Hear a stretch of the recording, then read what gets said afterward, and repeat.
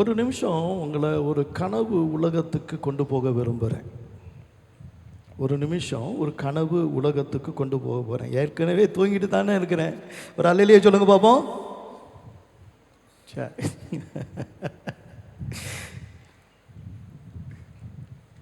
ஒரு காலம்ன்றது காலங்கள் காலங்கள் காலங்கள் அப்படி போயிட்டு இருக்கும். இந்த உலகத்தின் தோற்றம் முதல் ஒரு 7 காலங்கள். இந்த உலகத்துக்கு தோற்றத்துக்கு முன்னாடி காலங்கள் இருந்தது. நித்திய கடந்த காலம், அது பேர் நித்திய கடந்த காலம். அந்த காலத்தில் ஒன்று இருந்துச்சு, ஒரே ஒரு பெரிய ராஜ்யம் இருந்துச்சு. அந்த ராஜ்யத்துக்கு பேர் பரலோக ராஜ்யம். அங்கே ஏராளமான தூதர்கள் எல்லாம் இருந்தாங்க. அதுக்கு மேலேயும் ஒரு சிங்காசனம் இருந்தது. அந்த சிங்காசனத்தில் இருந்தவர் அவர் தான் கர்த்தர், எல்லாவற்றுக்கும் காரணர் அவர் தான். ஆனால் அவரை நாம் சாதாரணமாக பார்த்துட முடியாது. ஆனால் இயேசுவின் கையில் கூட, உயிர்த்தெழுந்த இயேசுவின் மகிமையை யோவான் பார்க்கும்போது அவருடைய கையில் 7 நட்சத்திரங்களை அவர் ஏந்தி கொண்டிருந்தார். அல்லேலூயா! நம்ம ஆண்டவர் தட்டேந்திரவர் இல்லை, அவர் நட்சத்திரங்களை ஏந்தி கொண்டிருக்கிறவர். அல்லேலூயா! நல்ல கரங்களை தட்டி ஆமேன்னு சொல்லுங்க. அவ்வளவு பெரியவர், அவ்வளவு பெரியவர். அல்லேலூயா! கர்த்தருக்கு ஸ்தோத்திரம். ஒரு சூரியனுக்குள்ளேயே 15 லட்சம் பூமியை வைக்கலாம், ஒரு சூரியனுக்குள்ளேயே.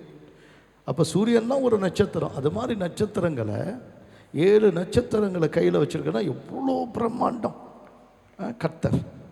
அதனால தான் காணக்கூடாதவர் அவர். அவரை கண்டு ஒருவரும் உயிரோடு இருக்க முடியாது.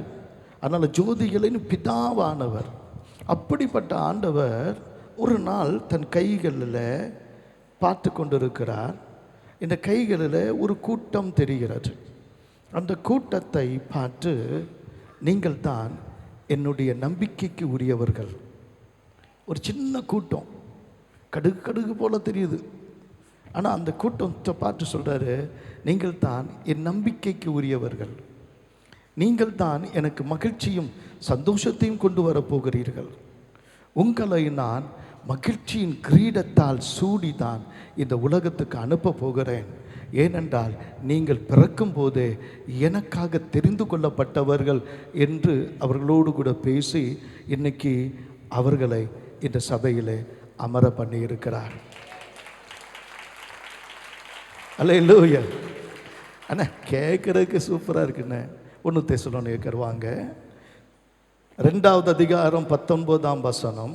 1 தெசலோனிக்கர் 2ஆம் அதிகாரம் 19ஆம் வசனம் 20ஆம் வசனத்தை வாசிக்கும் போது,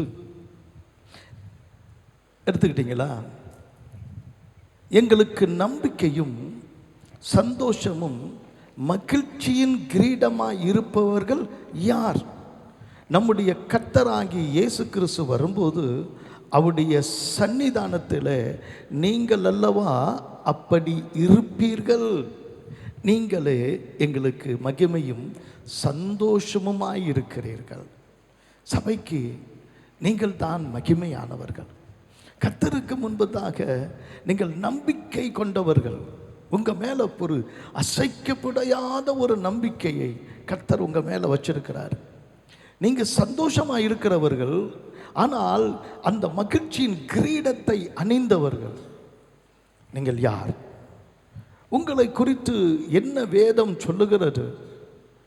நீங்கள் சபை, சபையின் அதிகாரம் என்ன? எனக்கு 2 காரியத்தை ஆராய போகிறோம். It's a teaching, it's not a preaching. இன்னைக்கு நான் உங்களுக்கு சில காரியங்களை கற்றுக் கொடுக்க விரும்புகிறேன். கவனமாய் கவனிச்சிங்கன்னா இன்றைக்கி நீங்கள் யாருன்னு தெரியும், உங்களுடைய முக்கியத்துவம் என்னதுன்னு தெரியும். இன்றைக்கி உங்களுக்கு ஒரு விசேஷமான ஒன்று காத்திருக்கு. அல்லேலூயா! இதுவரை பெறாத ஒன்றை இன்றைக்கு பெற்றுக்கொள்ளும்படி காத்திருங்க. ஆமென். அல்லேலூயா! கர்த்தருக்கு ஸ்தோத்திரம். சபை என்றால் என்ன? சபையில் இருக்கிறவர்களுடைய அதிகாரம் என்ன? சபை என்றால் என்ன? சபையின் அதிகாரம் என்ன அப்படின்னு நம்ம ஆராய போகிறோம். ஆனால் யார் இந்த சபைக்கு உண்மையிலேயே மகிழ்ச்சியானவர்கள்? யார் அந்த நம்பிக்கையானவர்கள்? யார் அந்த மகிழ்ச்சியின் கிரீடமாய் இருக்கிறவர்கள்? இந்த காலையில் 2 பேர் எனக்கு ஒரு உதாரணம். அது இங்கே இருக்கிற ஒவ்வொருவரும் ஒரு வகையில் உதாரணம் தான், ஒவ்வொருவரும் சாட்சி தான். ஆனால் ஒரு சாட்சி என் உள்ளத்தை அசைத்தது. ஒரு அம்மா, அவங்களுடைய பேர் எனக்கு தெரியல, மறந்துட்டேன். ஆனால் அந்த அம்மா நம்ம சபைக்கு தான் வர்றவங்க. ஆனால் அந்த சபையில் காலையில் எழுந்திரிச்சோன்னே பிள்ளைங்களை, பேர பிள்ளைங்களை படிக்க சொல்லுவோம். வயசானவங்க ஒரு கடையில் போய் வேலை செய்கிறாங்க பாவம். அதனால் அந்த பிள்ளைகளை படிக்க, பைபிள் படிடா, சத்தமாக படிடா, அப்படி காசு தருவியா? தருவேன். தரேன்டா, படுறா, நான் காதில் கேட்குறேன். அப்படியாவது பிள்ளைங்க என்ன பண்ணட்டும், பைபிள் படிக்கட்டும்னு காசு கொடுக்குறாங்க. கொடுத்துட்டு அந்த பிள்ளைங்க, வாலிப பிள்ளைங்க படிக்குது. சபைக்கு வாங்கடா அப்படி சொன்னால் அம்மா அப்பாவுக்கு அதில் முழு ஈடுபாடு கிடையாது. பிள்ளைங்களை விட்டுட்டா அந்த பிள்ளைங்க படிக்கணும். எது? இந்த 2 மணி நேரத்தில் தான் அந்த பிள்ளைங்க நேராக IAS படித்து நாளைக்கு கலெக்டராக வந்து உட்கார போகிறான். இந்த 2 மணி நேரத்தில் நீ வீட்டை விட்டுட்டு அவன் எப்போ போவான்னு பார்க்குறான். அப்போ ஆரம்பித்தவன் தான் உன் செல்ஃபோனை போய் பாரு. ஒருவேளை வீட்டில் விட்டுட்டு இருந்தால் அது ட்ரெயின் ஆகி அப்புறம் நீ திரும்பி என்ன பண்ணணும், ஏறி மிதித்து தான் அதை அமுக்கி அப்புறம் என்ன பண்ணணும், அந்த அளவுக்கு நோண்டி இருப்பான். ஆனால் அந்த பிள்ளைங்க சபைக்கு வர்றது, படிப்பு ரொம்ப முக்கியம், உண்மைதான், யாரும் இல்லைன்னு சொல்கிற. அந்த படிக்கிற பிள்ளைங்க கர்த்தருக்கு பயப்பட்டால் தான் ஞானம் வெளிப்படும். அறிவு ஒரு மனிதனை மாற்றாது, ஞானம் தான், தேவனுக்கு பயப்படுகிற பயம்தான் ஒரு மனிதனை மனிதனாக உலகத்துக்கு காட்டும். அல்லேலூயா. இந்த உலகத்துக்கு தேவை மனிதன், அறிவாளி இல்லை. மனிதம் என்பது, மனிதம் என்றால் ஒரு கௌரவமான, நல்ல ஒழுக்கமான, பரிசுத்தமான, நீதியான, உண்மையானவங்க தான் மனிதம். அதுக்காக தான் கர்த்தர் உண்டாக்கினார். அந்த மனித தன்மையை இழந்து நீ யாரு, ஏங்க நீ என்னை பற்றியா, நீ பற்றினா அதோடு வச்சுக்கோ, உனக்கு எனக்கு சம்மந்தம் இல்லை அப்படின்னு ஒரு நாள் அந்த டிகிரியை வச்சுக்கிட்டு ஒரு வேலையில் உட்காந்தா ஒன்றை முதல்ல துரத்துவான். நீ கர்த்தருக்கு பயப்படுறவனா வளர்த்தா கடைசி வரைக்கும் அவனும் உன்னோடு இருப்பான், உன் மகளும் உன்னோடு இருப்பாங்க, கர்த்தரோடு இருப்பாங்க. கொஞ்சம் உட்காந்து அந்த பிள்ளைங்களுக்கு காசு கொடுத்தா அது படிக்க வச்சு, நீ சபைக்கு வர, நீ அப்போ வர காசு தருவியா? தரேன். அப்போ கூட வரலன்னு அந்த அம்மா அழுதாங்க. காசு கொடுக்குறேன்னு சொல்லி கூட என் பேர பிள்ளைங்க வரலன்னு அழுதாங்க. அந்த அம்மாவை குறித்து எனக்கு ஒரு பெரிய வைராக்கியம் இருக்குது. அந்த அம்மா சொன்ன இன்னொரு பெரிய சாட்சி நான் கேட்கல, என் மனைவி கேட்டு சொன்னாங்க. அந்த அம்மா சொன்ன ஒரு நல்ல சாட்சி என்னென்னா, காலையிலேயே ஜெபிப்பாங்களாம், ஆண்டவரை இன்றைக்கி ஒருத்தவரையாவது காட்டுங்க, நான் சுவிசேஷத்தை சொல்லணும். நான் ஜெபிச்சு வர மாதிரியே என்னை கர்த்தர் கரெக்டாக ஒருத்தவரையாவது கர்த்தர் காட்டுவார், அவங்கள்ட்ட நான் சுவிசேஷத்தை அறிவிப்பேன். நான் சுவிசேஷம் அறிவிக்காமல் ஒரு நாளும் இருந்தது இல்லை.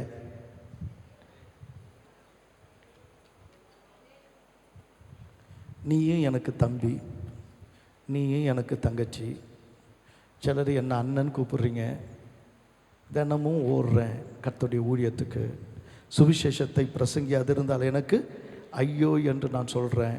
கர்த்தருக்கு ஸ்தோத்திரம். ஒரு சகோதரி, எனக்கு ரொம்ப பெருமையாக இருந்தது. ஏன்னா ரட்சிக்கப்படுகிற ஒரு ஆத்மா, மனம் திரும்புகிற ஒரு ஆத்மா தான் பரலோகத்தில் இருக்கிற எல்லாருக்கும் சந்தோஷத்தை கொண்டு வரும். அல்லேலூயா. கர்த்தருக்கு பரலோகத்துக்கு கொண்டு வரும். நீ என்ன செஞ்சாலும் அது இல்லை, இது ரட்சிக்கப்படணும், கர்த்தரை அறிகிற அறிவை அடையணும். ஆனால் நீ என்ன பண்ணுறன்றது ரொம்ப முக்கியம். ஒரு சகோதரி, அவங்களுக்கு பல முறை உடம்பில் கேன்சர் கேன்சர் கேன்சர் கேன்சர், அடுத்த குடல்களில் கேன்சர் மான்சரி மாறி அவங்களுக்கு டைலிசிஸ் பண்ணுறாங்க, அதை கீமா தெரப்பி பண்ணுறாங்க. கத்திரிக்கு சதா அந்த பொண்ணு பேர் வேம்பு, ஒரு சின்ன ஏழை குடும்பம், ரொம்ப கஷ்டப்படுற ஒரு குடும்பம். அப்போ எங்களால் முடிஞ்ச வரைக்கும், எங்களால் முடிஞ்ச ஒரு சின்ன உதவியை அவங்க கொடுக்க தான் செய்கிறோம். ஆனாலும் கூட அவ்வளோ பெரிய தேவைகளோடு கஷ்டத்தோடு, ஆனாலும் ஒவ்வொரு தடவையும் ஜிப்மருக்கு கடந்து போகும்போது அந்த கீமா கொடுக்கும்போது அது படுகிற வேதனை. ஆனால் அந்த வேதனையின் நடுவில் அது காட்டி, அது அங்கே வந்து வேதனையோடு இருக்கிறவங்களுக்கு சொல்லி எத்தனையோ பேர் ரட்சிப்புல நடந்திருக்கு. போன வாரம் என்னை சந்திச்சிச்சு, வந்து சொன்னா, அண்ணே உள்ளெல்லாம் பரவிடுச்சுன்றாங்க, டாக்டர்னா இருக்க மாட்டேன்றாங்க, ஆனாலும் கூட எனக்கு ஒரு பெரிய சந்தோஷம் இருக்குண்ணே, எனக்கு ஜீவ கிரீடம் காத்திருக்கு. அல்லேலூயா. விசுவாசிகள் யார்? மரணமானாலும் ஜீவனானாலும் கிறிஸ்துவின் அன்பை விட்டு விலகி போகாதவங்க, அந்த விசுவாசமாக இருப்பவங்க தான் கர்த்தருடைய பார்வையில் நம்பிக்கை உடையவங்க. தேவனுக்கு மகிமை உண்டாகட்டும். கொஞ்சம் நாளே கவனிங்க. கர்த்தருக்கு ஸ்தோத்திரம். இந்த சபை என்பது என்ன என்று கேட்பீங்கன்னா, இந்த சபைக்கு முன்பதாக ஒன்று இருந்தது. அந்த ஒன்றுக்காக சபையை கர்த்தர் ஏற்படுத்தினார். அந்த ஒன்று என்ன? நான் அடிக்கடி உங்களுக்கு சொல்லுகிற மாதிரி மத்திய 25வது அதிகாரம் 34ஆம் வசனத்தில் அந்த செய்தியின் தலைப்பு இருக்கு. என்னன்னா, அப்பொழுது ராஜா தன் வலது பக்கத்தில் நிற்பவர்களை பார்த்து, வாருங்கள், என் பிதாவினால் ஆசீர்வதிக்கப்பட்டவர்களே, உலகம் உண்டானது முதல் உங்களுக்காக ஆயத்தம் பண்ணப்பட்டிருக்கிற ராஜ்யத்தை சுதந்தரித்து கொள்ளுங்கள் என்பார். கர்த்தருக்கு ஸ்தோத்திரம். ஒரு சபை எதற்காக என்று சொன்னால், ராஜ்யத்தை கட்டுவதற்காக. அந்த ராஜ்யம் எப்போ இருந்தது? சபைக்கு முன்பாக எல்லா மதங்கள் இன்றைக்கு சொல்லுகிறோமே, அந்த மதங்கள் எல்லாம் ராஜ்யத்துக்கு முன்னாடி இல்லை. முன்னாடி உங்கள் மதமா எங்கள் மதமா, உங்கள் ஜாதியா எங்கள் ஜாதியா? அப்பா, கர்த்தருக்கு ஜாதியும் இல்லை, மதமும் இல்லை. அவர் இந்த உலகத்தில் மதத்தை ஸ்தாபிக்க வரல, அவருடைய அன்பின் ராஜ்யத்தை ஸ்தாபிக்க வந்தவர்.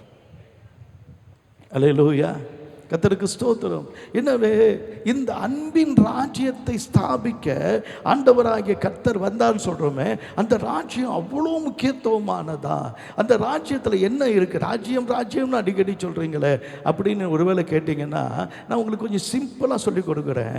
ஒரு பரலோக ராஜ்யத்தை பற்றி சொல்கிறோம். ஆனால் அந்த பரலோக ராஜ்யத்தில் மிக முக்கியம், அது ஏன் பரலோகமாக இருக்குன்னு சொன்னால், அங்கே ராஜா இருக்கிறாரு. அந்த ராஜா தான் என்ன இயேசு ராஜா. அதுக்கு மேலே பரலோக பிதா இருக்கிறாரு.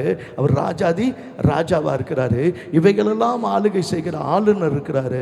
அவர் தான் பரிசுத்த ஆவியானவர். ஆனா அந்த 3 பேரும் ஒருவராக தான் இருக்கிறாங்க. அவர் கர்த்தரா இருக்கிறாரு. அந்த கர்த்தர், அவருடைய ராஜ்யம் என்பது அவர் மாறாதது போல இந்த ராஜ்யமும் மாறாத ராஜ்யமாய் இருக்கிறது. அல்லேலூயா. இந்த ராஜ்யமும் மாறாத ராஜ்யமாய் இருக்கிறது. அடுத்தது, அந்த ராஜ்யம் என்பது விரிவடைந்து கொண்டே போகிறது. நாளுக்கு நாள் விரிவடைந்து, ஒரு நாளும் அது குறையவில்லை, விரிவடைந்து கொண்டே போகிறது. இந்த ராஜ்யம் மட்டும்தான், உலகத்தில் இருக்கிற எல்லா ராஜ்யமும் வந்தது போனது. ஆனால் இந்த ஒரு ராஜ்யம் என்று ஒன்று மட்டும்தான் நிலைத்திருக்கிறது, முடிவில்லாதது. இந்த ராஜ்யத்தில் மட்டும்தான் நீதி ஆளுகை செய்கிறது, நியாயம் இருக்கிறது, உண்மை இருக்கிறது, சத்தியம் இருக்கிறது, சமாதானம் இருக்கிறது, சந்தோஷம் இருக்கிறது. அது என்றென்றைக்கும் இருக்கிறது. அந்த என்ன இருக்கிறாரு? அவ்வளோதான் சொன்னீங்களே. அந்த அதில் ஆளுகை செய்கிறவர் எப்படி இருக்கிறாரு? ஆளுகை செய்கிறவரை வச்சு தானே நம்ம கையில் கொடுத்துட்டா எல்லாத்தையும் எப்படி கொண்டு வந்து வச்சுட்டாங்க பார்த்தீங்களா நாட்டை அப்படின்னு நம்ம சொல்கிறோம்ல. அவர் எப்படிப்பட்டவர்னா, அவர் மிகுந்த இரக்கமும் உருக்கமும் அளவில்லாத அன்பும் உள்ள ஆண்டவராக இருக்கிறார். ஒவ்வொரு பிரஜையும் நேசிக்கிறார். ஒரு மனுஷனும் கெட்டு போகக்கூடாது என்பது அவருக்கு ரொம்ப விருப்பம். ஒவ்வொரு மனுஷனுக்கான உணவையும் உடையும் அவனுக்கான தண்ணீரையும் கொடுத்து அவனை ஆசீர்வதித்து அவனை ஜீவனை காப்பாற்றுகிற ஒரு கர்த்தர். அவர் சாந்தம் உள்ளவர், மனத்தாழ்மை உள்ளவர், தன் உயிரையே இங்கே இருக்கிற ஒவ்வொருத்தர் மேலும் வச்சிருக்கிறவர். தன் உயிரை உன் மேலே வச்சிருக்கிறார். என் மேலையா அப்படின்னு கேட்குறீங்களா? ஆமாம். பாவியான என் மேலையா? ஆமாம். மோசமான என் மேலையா? ஆமா. உனக்காக தன் உயிரையே சிலுவையில் அறைய ஒப்பு கொடுத்த ராஜா நமக்கு இருக்கிறா. அல்லேலூயா, கர்த்தருக்கு ஸ்தோத்திரம். அந்த ராஜாவுக்கு ஒரே ஒரு நோக்கம்தான். நீ புழுதியில் இருந்தாலும், நீ ஒருவேளை நீ மண்ணில் இருந்தாலும், உன்னை தூக்கி, புழுதியில் கிடக்கிற உன்னை தூக்கி, உன்னை சிங்காரிச்சு, உன்னை பார்த்து, உன்னை பிரபுக்களோட அமர பண்ணி, உன்னை மகிமையினாலும் கனத்தினாலும் முடிசூட வைப்பது அவருடைய நோக்கம். உன்னை ராஜரீகம் உள்ளவனாய் மாற்ற வேண்டும் என்று விரும்புகிறார். அவருடைய பார்வையில் அவருடைய ஆவியை பெற்று, அவருடைய சாயலாய், அவருடைய ரூபமாய், அவருடைய இமேஜ் அண்ட் லைக்னஸாய் கர்த்தர் தம்முடைய ஜீவனை கொடுத்து உன்னை உண்டாக்கினதுனால என் பிள்ளை என் மாதிரியே தான் இருக்கணும் என்று விரும்புகிறார். அவர் ராஜாவாக இருக்கிறது போல அந்த ராஜ மனப்பான்மையோடும் அந்த ராஜ்யத்தினுடைய அந்த செல்வத்தோடும் செழிப்போடும் அந்த மேன்மையோடும் அந்த அதிகாரத்தோடும் ஆளுகையோடும் நீயும் நானும் இருக்க வேண்டும் என்று விரும்புகிற ஒரு நல்ல ராஜா நமக்கு இருக்கிறார். எத்தனை பேர் சந்தோஷமாக இருக்கிறீங்க? அல்லேலூயா, கர்த்தருக்கு ஸ்தோத்திரம். எவ்வளோ தான் சொத்து சுகம் இருந்தாலும் திருட்டு பயல்கள் இருப்பாங்களே, கொலைகாரன் இருப்பாங்களே, அக்கிரமக்காரன் இருப்பாங்களே, அங்கேயும் விபச்சாரக்காரன் தான் என்ன ஆகுறது அப்படின்னு கேட்பீங்க. அந்த ராஜ்யத்தில் குற்ற செயல்களே கிடையாது. No criminals. எந்த கிரிமினல் ஆக்டிவிட்டி அங்கே கிடையாது. பொறாமப்பட மாட்டாங்க அங்கே. ஏன்னா எல்லாருக்கும் அங்கே வறுமை கிடையாது. ஏன்னா அங்கே எல்லாருக்கும் தெருவில் நின்று போராட்டம் கிடையாது. ஏன்னா எல்லாருக்கும் எல்லாம் இருக்கும். வறுமை இல்லாத ராஜ்யம், வறுமை இல்லாத ராஜ்யம், செழுமை நிறைந்த ஒரு ராஜ்யம். அங்கே இல்லாததே கிடையாது. உனக்கு தேவை என்னவோ அந்த தேவை ஆசையை கொடுக்கறதில்லை. My lord will not supply your greed but your need. உன்னுடைய தேவைகளை சந்திக்கிற தேவன், உன் தேவைக்கு மேலே தேவன் என்னென்ன தேவையோ அது என்னார்மஸாய் ஏராளமாய் அருள் ஏராளமாய் வானத்தை திறந்து உன்னுடைய வீடு கொள்ளாத மட்டும் உன்னை ஆசீர்வதிக்கிற கர்த்தர் உனக்காக காத்திருக்கிற ராஜ்யம், பிரகாசமான ராஜ்யம். எங்கேயும் அங்கே இருட்டு கிடையாது, திருட்டும் கிடையாது. பிரகாசமான ராஜ்யம். எல்லா மரங்களும் எல்லாமே கனி கொடுக்கிற ராஜ்யம். ஆடும் ஓனாயும் ஒன்றாய் தங்குகிற ராஜ்யம். சிங்கமும் ஆட்டுக்குட்டியும் ஒன்றாய் படுத்துக்கொள்ளுகிற ராஜ்யம்.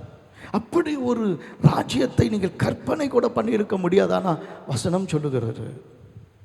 சிங்கம் ஆட்டை போல அல்லது மாட்டை போல புல்லை மேயும், ஒரு குழந்தை பாம்பின் புற்றின்குள்ள கையை என்ன பண்ணும் விடும். இதெல்லாம் வசனத்தில் சொல்லப்பட்டிருக்கிறது. அப்படிப்பட்டதான ஒரு அற்புதமான ராஜ்யம். ஒவ்வொருத்தருடைய தேவைகளை சந்திக்கிறதுல தன்னுடைய சேவகர்களை அனுப்பல, ஒரு கவர்மெண்ட் ஸ்டாஃப் அனுப்பி அதை பார்க்கல. ஆனால் அவருக்கு உன்னை பராமரிப்பதை அவர் மிகுந்த சந்தோஷத்தோடு ஏற்றுக்கொண்டு உன் தேவைகளை சந்திக்கிற தேவனாக இருக்கிறார். எத்தனை பேர் ஆமேன்னு சொல்கிறவங்க? நல்ல கைகளை தட்டி ஆமேன்னு சொல்லுங்க. உன்னை ஒரு தீங்கும் அணுகாது அப்படின்னு சொன்னவர் அந்த வாழ்க்கையை எந்த வாழ்க்கை வரைக்கும் வைத்திருக்கிறார் என்று சொன்னால், இந்த வாழ்க்கையில் ஜெயிச்சு வருகிறவனுக்கு அந்த வாழ்க்கையை நித்தியமாய் வைத்திருக்கிறார். அந்த ராஜ வாழ்க்கையை நித்தியமாய் வைத்திருக்கிறார். நேற்று நீ ஓட்டு போட்டு ஒருத்தவனை எம்எல்ஏவா எம்பியா நீ அல்லது ஒரு மினிஸ்டராக மாற்றிடு, நாளைக்கு போய் பாரு உன்னை நாய் விரட்டுற மாதிரி விரட்டுவான். ஆனால் இவர் ஒருத்தவர் தான் தன்னுடைய சொந்த குமாரராய் சொந்த குமாரத்திகளாய் வைத்திருக்கிறார். அல்லேலூயா, அல்லேலூயா. நான் கிரீடம் சூடினேன் என்றால் இவர்களும் கிரீடம் சூடினவர்கள், இவர்களுக்கு நான் மகிழ்ச்சியின் கிரீடம் வைத்திருக்கிறேன் என்று சொல்லுகிறார். நல்ல கைதட்டி ஆமேன்னு சொல்லுங்க. அல்லேலூயா. உங்களுக்கு புரியுதுன்னு நினைக்கிறேன். ஒரு மகிழ்ச்சியின் கிரீடம் நமக்கு தேவை. வாழ்க்கையில் சோர்ந்து போனோம், விழுந்து போனோம், நம்ம பட்ட பாடு கண்ணீர்.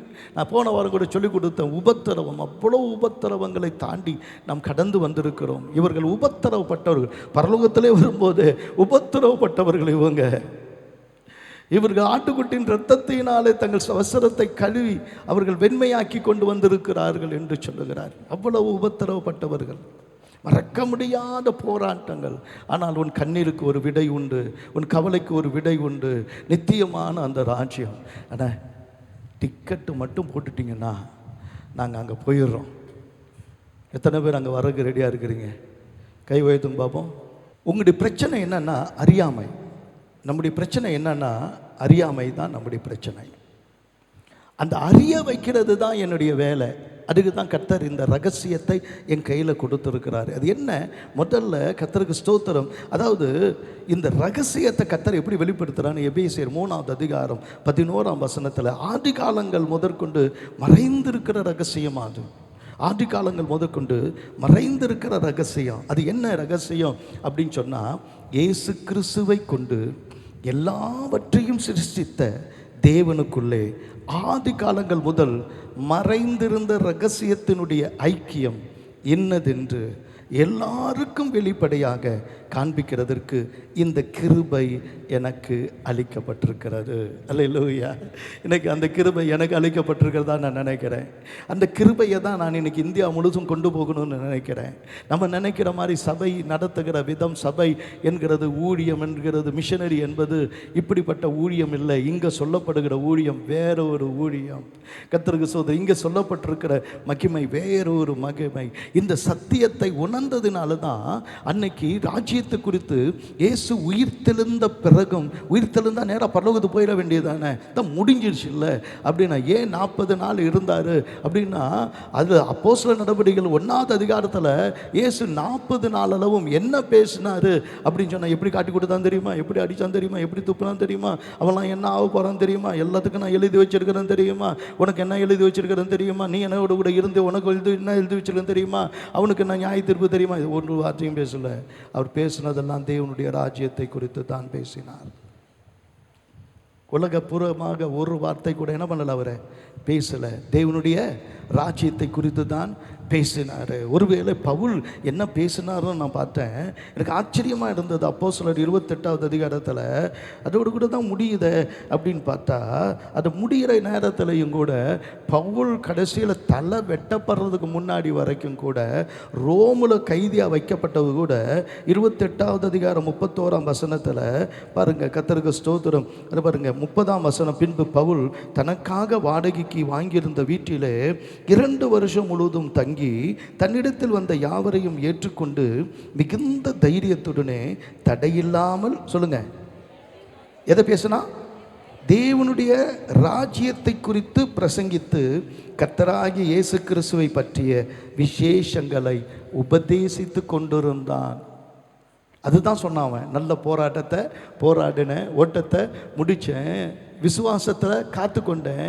இது முதல் எனக்கு என்ன கருத்து இருக்கு, நீதியின் கிரீடம் எனக்காக என்ன பண்ணிட்டு இருக்கு, காத்திருக்கிறது. அல்லேலூயா.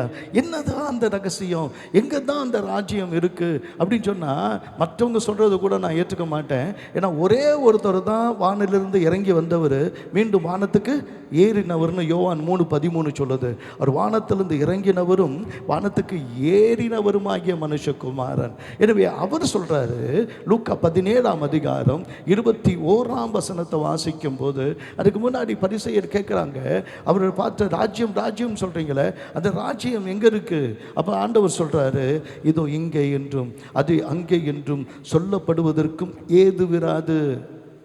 அங்கே இருக்குது. ஆமாம், வேளாங்கண்ணிக்கு போனாலும் வேதனை தீராது, காசியில் போனாலும் கர்மம் தீராது. அப்படி சொல்கிறாங்க. இல்லை கஷ்டம் தீராது. இங்கே அங்கேயும் ஓடாத, சபைக்கு சபை தேடாத, அந்த பாஸ்டர் பெரியவர், இந்த பாஸ்டர் பெரியவர், அவர் பேசுகிறது தான் சரி பேசாத. கர்த்தருக்கு ஸ்தோத்திரம். நீ யாரு? உலகம் ஆசீர்வாதத்துக்காக அலைகிறது, அது மதம். ஆசீர்வதிக்கிறதற்காகவே கர்த்தர் ஏற்படுத்தின தேவனால் தெரிந்து கொள்ளப்பட்ட கூட்டம் தான் சபை. அல்லேலூயா. ஆசீர்வாதத்துக்காக அலைகிறவர்கள் அல்ல, ஆசீர்வதிக்கவே பிறந்தவர்கள் நீங்களும் நானும். எத்தனை பேர் சந்தோஷப்படுறீங்க? கைத்தட்டி சந்தோஷமா சொல்லுங்க. அல்லேலூயா. கர்த்தருக்கு ஸ்தோத்திரம். ஆனால் அங்கே இங்கே சொல்லப்படுவதற்கு ஏது வராது. அப்படின்னா எங்க இருக்கு? இதோ தேவனுடைய ராஜ்யம் உங்களுக்குள் இருக்கிறதே என்றார். இப்ப கைத்தட்டி சொல்லுங்க. அல்லேலூயா. உங்களுக்குள் இருக்கிற இந்த ராஜ்யத்தை நீங்கள் கண்டுபிடிக்கிறது எப்படி என்பதை குறித்து இன்னொரு விளக்கத்தை கொடுத்துட்டு ஒரு 6 காரியத்தை சீக்கிரமாக நான் உங்களுக்கு சொல்லிக் கொடுக்க விரும்புகிறேன். போன ஆராதனை என்னால் 3 தான் பண்ண முடிஞ்சிச்சு. ஆனால் இன்றைக்கி கொஞ்சம் வேகமாக போகிறேன். முடிஞ்சவங்க எழுதி கொள்ளுங்க, ஏன்னா ரொம்ப ரொம்ப முக்கியம். மத்தேயு 16வது அதிகாரம் 18ஆம் வசனத்தில் ஆண்டவராகிய இயேசு கிறிஸ்து முதல்ல திருச்சபையை குறித்து அங்கே தான் பேசுகிறாரு. சபையை குறித்து மக்களுக்கு புரிந்து கொள்ள அதுக்கு முன்னாடி அவர் எதுவும் பேசலை. அவர் பிலிப்பி செசரியாவுக்கு போன போது அந்த இடத்துல நடந்த ஒரு சம்பவத்தை நான் உங்களுக்கு காண்பிக்கிறேன். அந்த இடத்துல இயேசு 3 வருஷ ஊழியம், அது ஃபுல்லாக கலிலேயாவை சார்ந்ததாக இருந்தது. ஆனால் 6 மாத ஊழியம் எருசலேமுக்கு வருகிறாரு. கலிலேயாவிலிருந்து 20 மைல் தொலைவில் வரும்போது அந்த இடத்துல பிலிப்பு செசரியா என்ற அந்த இடத்துல வந்தபோது, அது பிலிப்பு என்கிறவன் சீசர் பேரில் அவன் கட்டி இருந்த அந்த பெரிய நகரத்தில் வந்து நின்று என்னை யார் என்று இந்த ஜனங்கள் சொல்லுகிறார்கள் என்று கேட்டார். அப்பொழுது அவங்க சொன்னாங்க, எரேமியா என்று சொல்கிறாங்க, உம்மை மறைந்து போன ஒரு தீர்க்கதரிசியாக சொல்கிறாங்க, மரித்து போன யோவான் ஸ்நானகன் வந்துட்டான்றாங்க. அப்படியே வந்துட்டாரா அப்படின்னு. உயிரோடு இருக்கிற ஒருத்தனும் தீர்க்கதரிசி கிடையாது அவங்களுக்கு. அப்போ நீங்கள் என்னை யாருன்னு சொல்கிறீங்க?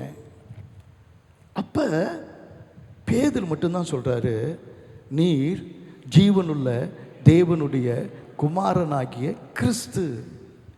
உடனே இயேசு ரொம்ப சந்தோஷப்படுறார். இது உன் மாம்சம் ரத்தமும் என்ன பண்ண முடியாது, வெளிப்படுத்திருக்க முடியாது. பரலோக பிதா தான் உனக்கு என்ன பண்ணியிருக்கிறாரு, வெளிப்படுத்தியிருக்கிறார் என்றார். அதில் என்ன பெரிய ரகசியம் இருக்குது? அது என்ன? அதனால தான் சபையை கட்டி எழுப்ப சொல்கிறாரு அப்படின்னு சொன்னால், அந்த இடத்துல ஒரு ரகசியம் இருக்குது. அந்த இடத்துல ஒரு கோயில் உண்டு. அது ஒரு நம்ம மாமல்லபுரம் போனால் ஒரு குகை கோயிலெலாம் பார்க்குறோம்ல, அந்த மாதிரி ஒரு குகை கோயில். ஆயிரமான சிற்பங்கள் அங்கே இருக்குது. அந்த சிற்பங்களுக்கு உயிர் கொடுப்பது தான் மதம். சிற்பங்களுக்கும் சிலைகளுக்கும் கதைகளுக்கும் உயிர் கொடுப்பது தான் மதம். எனவே மதம் என்ன பண்ணியிருக்கு அப்படின்னு சொன்னால், இங்கே ஒரு என்ன பண்ணியிருக்குது, ஒரு சிலையை நிறுத்திருக்குது. அந்த சிலை இத்தனை சிலை கும்பலனாலும் பரவாயில்லப்பா, இந்த பேந்தியான் என்று சொல்லப்படுகிற ஒரு கிரேக்க கடவுள், பேன்னு சொல்லுவாங்க, அந்த பெரிய கடவுள் உயரமாக நிறுத்தி, இந்த கடவுள் தான் முழு முதல் கடவுள், இந்த கடவுளை கும்பிடு அப்படின்றாங்க.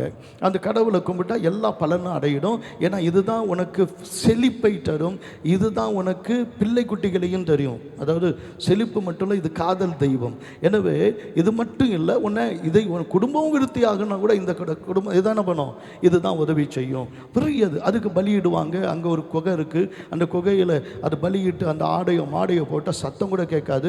அதனால தான் அதுக்கு பேர் பாதாள தெய்வம். பாதாள தெய்வம். இதுலேருந்து எதுவும் தப்பவே முடியாது அப்படின்னு பாதாள தெய்வம். என்ன அங்கே பார்த்தா நான், என்னடா கதைக்கு நீங்கள் உயிர் கொடுத்து வச்சுருக்கிறீங்க, நீங்கள் என்ன கற்பனையில் வச்சுருக்கீங்க? அன்றைக்கே பிலிப்பு 2000 வருஷத்துக்கு முன்னாடியே பிலிப்பு எனக்கு சொன்னாங்க, உயிருள்ள ஒருத்தர் இங்கே இருக்கிறாருப்பா. அந்த அவருடைய சொன்ன அந்த மார்க்கத்தில் தான் இன்றைக்கி ரோம சாம்ராஜ்யமே கட்டப்பட்டிருக்கு. சீசருக்கு ஒரு பெரிய சிலையை நிறுத்தி வச்சுட்டான். அப்படி நிறுத்தி வச்சுட்டு அதை கும்பிடுங்க, உயிரோடு இருக்கிறாரு, அவர் தான் ராஜா, அவரை கும்பிடுங்க. ஒன்று மதம், இன்னொன்று மனிதன். இது ரெண்டுக்கும் இடையில இயேசு நின்றார். இப்போ தான் நீங்கள் என்னை யார் என்று சொல்லுகிறீர்கள் என்று கேட்குறாரு. அப்போ அவங்க சொன்னது தான் இந்த உலகத்துக்கு தீர்க்க தரிசனம். அதுதான் சுவிசேஷம். நீர் ஒருவர் தான் ஜீவனுள்ள தேவனுடைய குமாரனாகிய கிறிஸ்து. எத்தனை பேர் ஆமென் சொல்கிறீங்க? அல்லேலூயா, கர்த்தருக்கு ஸ்தோத்திரம். அப்போ ஆண்டவர் அதில் தான் அந்த வார்த்தைக்கு பிறகு தான் சொன்னார், நீ பெற்றா, நீ பேதுருவா இருக்கிறாய். பெற்றா அப்படின்னு சொன்னால் நீ ஒரு கூழாங்கல் மாதிரி, ஒரு சின்ன கல். இந்த பெட்ராஸ் மேலே, பெட்ராஸ் என்பது பெரிய பாறை, இந்த பாறை மேலே என் சபையை கட்டுவேன். பெட்ராஸ் என்கிற என் மேலே என் சபையை கட்டுவேன். பாதாளத்தின் வாசல்கள் அதை என்ன பண்ணாது, மேற்கொள்ளாது. பாதாளனா நம்ம பாதாள பைரவி தான் பார்த்துருக்குறோம். அப்படின்னா பாதாளம்னா அது கிரீக்கில் அது வந்து ஹேடிஸ்னு வருது. அந்த ஹேடிஸ்னுக்கு என்ன அர்த்தம்னா மரணம், கல்லறை. மரணம் கல்லறைக்கு தான் பேர் பாதாளம். அப்படின்னா அதுக்கு என்ன அர்த்தம் அப்படின்னா, நான் கட்டப்போகிற சபை, என்னை வைத்து ஜீவனுள்ள தேவனுடைய குமாரனாகிய என்னை வைத்து கட்டப்போகிற சபைக்கு ஒரு நாளும் மரணமும் கிடையாது. அதை கல்லறை கட்டையும் எவனாலும் முடியாது. அதுக்கு சபைக்கு கல்லறை கட்ட எவனாலும். நிறைய பேர் புரியலையா? எத்தனையோ மதங்கள் தோன்றினது, எத்தனையோ மத தலைவர் வந்தாங்க, அவங்க கல்லறையை நீங்கள் பார்க்கலாம். ஆனால் நான் கட்டுற இந்த எக்லீஷியா, அதுக்கு பேர் தான் எக்லீஷியா. சபை என்ற அந்த இடத்துல அவர் பயன்படுத்தின வார்த்தை எக்லீஷியா, EKKLISIA. எனவே இந்த எக்லீஷியா என்ற வேர்டை அங்கே தான் பயன்படுத்துகிறாரு. எதுக்காக சொல்கிறாருன்னா, இந்த ரோம பேரரசு கட்டுகிற எக்லீஷியா அழியும், ஆனால் நான் கட்டுகிற இந்த எக்லீஷியா, இந்த சபை ஒரு நாளும் அழியாது. அதனால தான் இதுக்கு கல்லறை கட்ட ஒருத்தனும் பிறந்து கூட வர முடியாது. சபைக்கு கல்லறை கட்ட எவனும் முடியாது. சபைக்கு மரணமே இல்லை. இப்போ கைதட்டி சொல்லுங்க, ஹல்லேலூயா. இப்போ ஒரு தொடர்ந்து ஒரு ஒரு 6 காரியங்கள் கொஞ்சம் உங்களுக்கு சொல்லி கொடுக்குறேன். ரொம்ப ரொம்ப முக்கியம். கொஞ்சம் தயவு செஞ்சு நல்லா கேளுங்க. ஏன்னா நான் கொண்டு போகிற செய்தி ஒருவேளை கிறிஸ்துவ உலகத்துக்கு சமயத்தில் கொஞ்சம், அதாவது இந்தியாவை பொறுத்த வரைக்கும் பல நாடுகளில் இந்த செய்தி இருக்குது. ஆனால் பல ஊழியர்கள் அதை 1-2 சொல்கிறாங்க. ஆனால் நிறைய பேருக்கு சபையினா இப்படி கூடி வரணும், கை தட்டணும், பாடணும், பாடிட்டு ஒரு செய்தியை கேட்கணும், அதுக்கு முன்னாடி ஒரு காணிக்கை போடணும், ஒரு ஞானஸ்தானனா வரணும், ஒரு கல்யாணம்னா வரணும், ஒரு சாவுனா வரணும், இவ்வளோ தான் சபைன்னு நினைக்கிறாங்க. சபை கட்டடத்துக்குள் இருப்பது சபை அல்ல. இது ஒரு காரிய கமிட்டி உள்ள இடம். கட்டடத்துக்குள் இருப்பது சபை அல்ல. கட்டடத்திற்குள் இருக்கிறது எதுவும் புனிதமும் அல்ல. நீங்களும் நானும் ஒரே அளவு தான். உங்க மேல மகிழ்ச்சியின் கிரீடம் இருக்கிறது போல தான் கர்த்தர் எனக்கு ஒரு மகிழ்ச்சியின் கிரீடத்தை கொடுத்து இந்த சபையை கட்ட சொல்லி கொடுத்துருக்கிறார். எனக்கு என்ன பொறுப்பு இருக்குதோ அந்த பொறுப்பு தான் ஒவ்வொருத்தருக்கும் இருக்கு அப்படின்னு சொல்லுவது தான் எக்லீசியா. எப்படி சொல்றீங்க அப்படின்னா, அந்த எக்லீசியா என்ற பதத்துக்கு அவர்கள் வெளியே அழைக்கப்பட்டவர்கள். எப்படி வெளியே அழைக்கப்பட்டவங்க அப்படின்னு சொன்னா, அவங்க முதல்ல ராஜாவினால் தெரிந்து கொள்ளப்பட்டவங்க. அன்றைக்கி ரோமர்களுடைய காலத்தை கொஞ்சம் உங்களுக்கு விவரித்து சொல்கிறேன். அப்போ தான் சபை என்பதை குறித்து நீங்கள் அறிவிங்க. இந்த ரோமர்கள் காலத்தில் ரொம்ப வித்தியாசம் நடந்தது. நீங்கள் ஒருவேளை கலாத்தியர் 4வது அதிகாரம் 5ஆம் வசனத்தை இன்னைக்கு குறிச்சிக்குங்க, அப்புறம் வாசிங்க. ஏன்னா காலம் நிறைவேறின போது ஸ்ரீயின் வயிற்றில் பிறந்த இயேசுன்னு இருக்கு. அப்போ என்ன காலத்துக்காக கர்த்தர் காத்திருந்தார் அப்படின்னு சொன்னால், பேரரசுகள் தோன்றினுச்சு. அந்த நாட்களில் அசிரிய பேரரசு தோன்றுச்சு, எகிப்து பேரரசு தோன்றுனுச்சு, அது பாபிலோன் பேரரசு தோன்றுனுச்சு. இப்படி இந்த அரசுகள்லாம் வந்த போதிலும் கூட, பெரிய பெரிய பேரரசுகள் வந்த போது கூட அவர்கள் செய்ததெல்லாம் எதிரிகளின் நாடுகளை அழிப்பாங்க, அங்கே இருக்கிறவங்களை கொன்று குவிப்பாங்க, அந்த ராஜ குடும்பத்தை ஒருத்தனை விடாதபடி வெட்டி போடுவாங்க, அங்கே இருக்கிற மரங்களை வெட்டி போடுவாங்க, எல்லாம் பெரிய பெரிய அரண்மனையை உடைப்பாங்க, தங்கம் வெள்ளி எல்லாத்தையும் பொறுக்கி எடுத்துக்குவாங்க, ஆடு மாடு எடுத்துக்குவாங்க. நல்ல வாலிபர்களை, வேலை செய்ய திறமை உள்ளவங்களை மாத்திரம் தங்க நாடுகள் கொண்டு போய் அடிமையாக்கி வச்சுக்குவாங்க. இதுதான் பாபிலோன் வரைக்கும் உள்ள படையெடுப்பில். ஆம் ஐ ரைட்? நான் சொல்கிறது உங்களுக்கு புரியுதா? எல்லா போர்கள்லையும் இதுதான் நடந்துச்சு. ஆனால் ரோமன் வரும்போது அவன் இப்படி டாக்டிஸ் பண்ணவே இல்லை. அவங்க என்ன பண்ணிட்டாங்க அப்படின்னு சொன்னால், இப்போ உதாரணமாக காரைக்காலில் படையெடுக்கிறாங்கன்னு வச்சுங்களேன். இந்த காரைக்காலை அழிக்க மாட்டாங்க, எந்த கட்டடத்தையும் மரத்தையும் எதையும் அழிக்க மாட்டாங்க. இந்த காரைக்காலை சொந்தமாக்கணும். அது எப்படி சொந்தமாக்கணும் அப்படின்னு சொன்னால், அதுக்கு சீசர், அங்கே செனட்டுன்னு ஒரு சபை இருக்குது, அந்த சபையில் அவங்களுக்கு அமைச்சரவைகள் இருக்கிறாங்க. அவங்கள உட்காந்து பேசி இவர்கள் கிரேக்கர்களுடைய அந்த குடியரசின் சில திட்டங்களை எடுத்து இவங்களுக்கு எப்படி அவர்களுக்கு அதாவது மாநிலத்தில் சுயாட்சி கொடுத்துருவோம், மத்தியில் ஒரு கூட்டாட்சியை கொண்டு வந்துடுவோம்னு அன்னைக்கு கொண்டு வந்தாங்க. மாநிலத்தில் சுயாட்சி தான், ஆனால் மத்தியில் ஒரு கூட்டாட்சியை கொண்டு வருவோன்னு கொண்டு வந்தாங்க. எப்படி கொண்டு வந்தாங்க? இன்னும் ஒரு பெரிய வேடிக்கை என்னன்னா, அங்கே இருக்கிற சீசர் இது பாலஸ்தீனில் காரைக்காலில் போய் இருக்கணுமா, அப்போ இந்த காரைக்காலை சுற்றி இருக்கிற அத்தனை பேரையும் கொண்டு வரணும். எப்படி கொண்டு வர்றது? அப்படி அவங்களையும் நம்மளுடைய ராஜ்யமாக மாற்றணும் அப்படின்னு சொல்லுது. என்ன பண்ணுறது அப்படின்னு சொன்னால், சும்மா விட்டு அப்புறம் பின்னாடி கிளர்ச்சி பண்ணுவானுங்க. அவனையும் நம்மளவங்களாக மாற்றிடணும், நம்மள மாதிரி என்ன பண்ணிடணும், மாற்றிடணும். ஒரே மொழி ஒரே மதம், ஒரே மொழி ஒரே மதம். அன்னைக்கு அதை எப்படி கொண்டு வந்தாங்க அப்படின்னு சொன்னால், அவங்க ஒரு நித்தியமாக அங்கேருந்து ஒரு 300 பேரை தேர்ந்தெடுப்பாங்க. யார்? சீசரே. அதில் அறிவாளிங்க இருப்பாங்க, திறமையானவங்க இருப்பாங்க, போர் செய்கிறவங்க இருப்பாங்க, ராஜ்யத்தின் வல்லுநர் இருப்பாங்க, அல்லது அதில் ஆலோசிக்கிறவங்க இருப்பாங்க, அல்லது நல்ல தொழில் தெரிஞ்சவங்க இருப்பாங்க. இப்படி எல்லாரையும் கலந்த மாதிரி அவருடைய குடும்பங்களோடு தெரிந்து கொள்ளப்பட்டவர்கள் அவர்களே. இப்போ புரியுதா உங்களுக்கு? தெரிந்து கொள்ளப்பட்டவர்கள் அவர்களே. அப்போ அந்த தெரிந்து கொள்ளப்பட்டவர்களை கொண்டு இங்கே குடியமர்த்துவாங்க. அவங்க இருக்கிறது இல்லை ரோமில், அதாவது இத்தாலியில். அங்கேருந்து அவங்கள இங்கே அனுப்பிடுவாங்க. இங்கே அனுப்பின பிறகு அவங்க இங்கே வாழ்வாங்க. அவங்க வேறு யாரோடும் கலப்பாக இருக்க மாட்டாங்க. அவங்களுடைய ஏரியாவே தனியாக இருக்கும், அதில் யாரோடையும் கலப்பாக மாட்டாங்க. அவங்களுடைய உடைகள், அவருடைய நடைகள், அவருடைய கல்வி, அவளுடைய குதிரையேற்றம், அவளுடைய யுத்தம், அவளுடைய பாணி, அவருடைய பேச்சு, அவருடைய வழக்கம் எல்லாம் வித்தியாசமாக இருக்கும். அவங்க செய்கிற ட்ரேடு மட்டும் அல்லது வியாபாரம் மட்டும் மற்றவங்க செய்வாங்க. மக்களை வேலை வாங்குறதுக்கு மட்டும் வருவாங்க. இங்கே இருக்கிற அத்தனை பேரும் அந்த ராஜ்யத்துக்காக தான் வேலை செய்வாங்க. அத்தனை பேரும் அந்த ராஜ்யம் வளர, ராஜ்யத்தின் பாதுகாக்க, ராஜ்யத்தின் பணிக்காக, அந்த ராஜ்யம் நல்லா வர்றதுக்காக இவங்க யோசிப்பாங்க, திட்டங்களை எடுப்பாங்க. அதுக்கு கூடி வர்றதுக்கு பேர் தான் எக்லீசியா. இப்போ உங்களுக்கு புரியுதா? உங்களுக்கு கர்த்தருக்கு ஸ்தோத்திரம். அப்போ அவங்க கொடும்போது ஏசு அதை எப்படி சொன்னார்னா, ஒரு ஈஸ்ட் மாதிரி, நீங்கள் புளித்த மாவு மாதிரி, ஒரு பெரிய அண்டா நிறையா 10 கிலோ மாவுக்கு எவ்வளோ ஈஸ்ட்டு போடுவாங்கம்மா? இட்டுனோண்டு போடுவாங்க. இல்லை, நீங்கள் நம்ம ஊரில் இருக்க, நம்ம ஊர் கதையை சொல்லுவோமே, நீங்கள் மாவை எல்லாத்தையும் வலிச்சு தொடச்சி எல்லாம் பண்ணிவிட்டு கையை விட்டு என்ன பண்ணுறீங்க? கலக்கிட்டு பண்ணும்போது என்னென்னா, உங்கள் கையில் பொன்னான கைகளில் ஒரு ஈஸ்ட் இருக்குது. அந்த ஈஸ்ட் உள்ள உங்கள் கண்ணுக்கே தெரியாமல் உள்ளே போய் அடுத்த நாள் அந்த பானையை என்ன மூடி போட்டாலும் அப்படி பண்ணுது, அடங்காத உன் பிள்ளைய மாதிரி அது என்ன பண்ணுது, வெளியே வந்து நிற்கிது, அங்கங்கே கொட்டிக்கிட்டு நிற்கிது. அப்போ என்னென்னா, இந்த ஈஸ்ட், இது ஈஸ்ட்ன்றது உன் கண்ணாலேயே நீ என்ன பண்ணலை, பார்க்கலை. அப்போ ஒரு ஒரு ஒரு பெரிய ராஜ்யம் வந்து இவங்களை அடிமைத்தனம் பண்ணலை, அரசாளில் ஆளுகை பண்ணலை. ஆனால் அவன் கலாச்சாரத்தை உள்ள கொண்டு வந்துட்டான், அவன் மொழியை கொண்டு வந்துட்டான். கர்த்தருக்கு ஸ்தோத்திரம். ரொம்ப ஒரு வேடிக்கை பாருங்கள். அது காலையில் எழுந்திரிச்சு எத்தனை பேர் டீ குடிச்சிட்டு வந்தீங்க? குடிக்காத யார் அதை சொல்லுங்கள். அப்போ டீ எங்கேருந்து வந்துச்சு? ஒரு காலத்தில் இங்கிலாந்து ராஜா டீ குடித்தான்.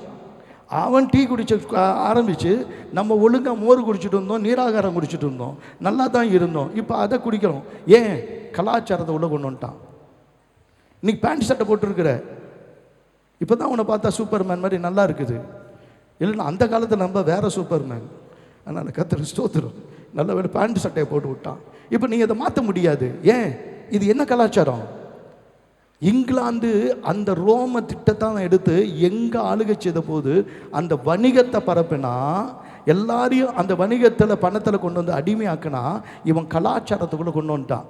இன்றைக்கும் நம்ம பிள்ளைங்க இங்கிலீஷ் மீடியத்தில் படித்தா தான் பெருமைன்னு நினச்சி நம்ம குடிக்கிறது ஸ்கூலானாலும் அந்த பிள்ளைங்களை இங்கிலீஷ் மீடியத்தில் படிக்க வைக்கிறது என்ன பெருமை? ஒரு கலாச்சாரத்தை கொண்டு வந்து இங்கே உள்ள வச்சுட்டான். அந்த மாதிரி கலாச்சாரத்தை உள்ளே கொண்டு வந்து அவனை என்னென்னா, நீங்கள் பின்னாடி நாட்களில் நீங்கள் படுத்தீங்கன்னா த க்ளோரி ஆஃப் ரோம்னு சொல்லப்படும். அப்படின்னா என்னென்னா, அவன் எங்கெங்கெல்லாம் இருந்தானோ அங்கெல்லாம் ரோம நாடாக மாற்றிட்டான். இது காரைக்கால் கிடையாது, அது பாண்டிச்சேரி கிடையாது, இது மாயவரம் கிடையாது, இது நாகப்பட்டினம் கிடையாது, எல்லாத்துக்கும் சேர்த்து ரோம். அதனால் ஐரோப்பா, ஆப்பிரிக்கா வரைக்கும் அவனுடைய ஆளுகை போணுச்சு. அப்போ அத்தனை நாடுகளும் ரோம். அதனால தான் where you enter into the Rome you act like a Roman. வாங்க, நீ ரோமனுடைய பேரரசு எங்கே இருந்ததோ அங்கே வந்துட்டீங்கன்னா அப்படியே நான் இன்னொன்னே ஒரு ரோமனை மாதிரி தான் என்ன பண்ணணும், நடக்கணும்.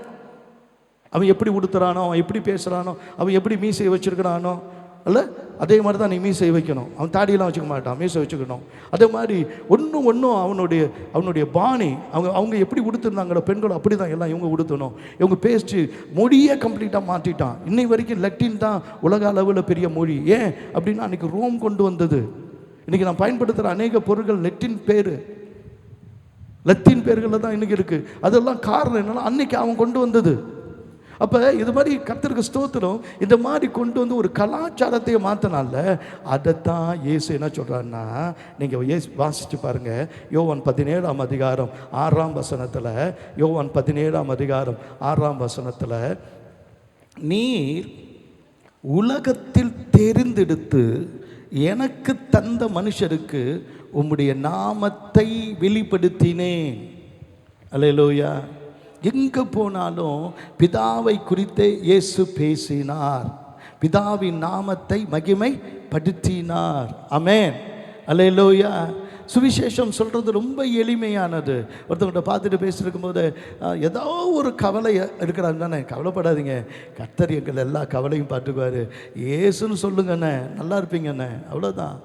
நான் பிச்சை போடும்போது கூட அவங்க வாங்கும்போது 10 ரூபா போட்டால் அது சாதாரணமாக நினைப்பான். ஒரு 20 ரூபா போட்டால் அண்ணே ஐயா அப்படின்வான். பாரு, கர்த்தர் என்னை நல்லா வச்சுருக்கிறாரு, இயேசு என்னை நல்லா வச்சுருக்கிறாரு, இயேசு உன்னையும் நல்லா வைப்பார்.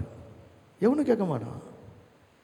ஒரு ஹோட்டலில் சர்வருக்கு நான் சொல்லியிருக்கிறேன், சர்வருக்கு ஒரு 20 ரூபா சார் 50 ரூபா சொன்னேன் சார் அப்படின்வான். உடனே சந்தோஷமா, இயேசு என்னை நல்லா வச்சுருக்கிறாரு, நீ நல்லா இருப்ப. இதை யார் தடுப்பா? அந்த ஒரு வார்த்தை கர்த்தருடைய நாமத்தை உயர்த்துகிற நான் சொல்கிறேன்னே, எனக்கு மட்டும் பார்பர் கடையில் போயிட்டால் எதுக்கு 1 மணி நேரம் ஓட்டுறான்னு எனக்கு தெரியாது. எனக்கு ரொம்ப சந்தோஷமாக இருக்கும். நான் ஓட்டுருவேன் அந்த 1 மணி நேரத்தில். அந்த சுவிசேஷம் சொல்லாமல் வர மாட்டேன். ஆனால் மற்றவங்க கொடுக்குற மாதிரி கொடுக்க மாட்டேன். நான் நிறையா தான் கொடுப்பேன் நான். ஏன்னா எனக்கு எண்ணி அதனால் கர்த்தருக்கு ஸ்தோத்திரம். நான் எதுக்காக சொல்கிறேன், நீ எதை செய்தாலும், நீ எங்கே இருந்தாலும், நீ கர்த்தருடைய ஊழியக்காரன். அவங்க 300 பேர் வந்துட்டாங்கன்னா அந்த அவங்க அப்படியே பள்ளிக்கு பெருகினாலும் அவ்வளோ பேரும் கவர்மெண்ட் சர்வன்ட்ஸ், எல்லாம் கவர்மெண்ட்டுக்காக வேலை செய்கிறவங்க.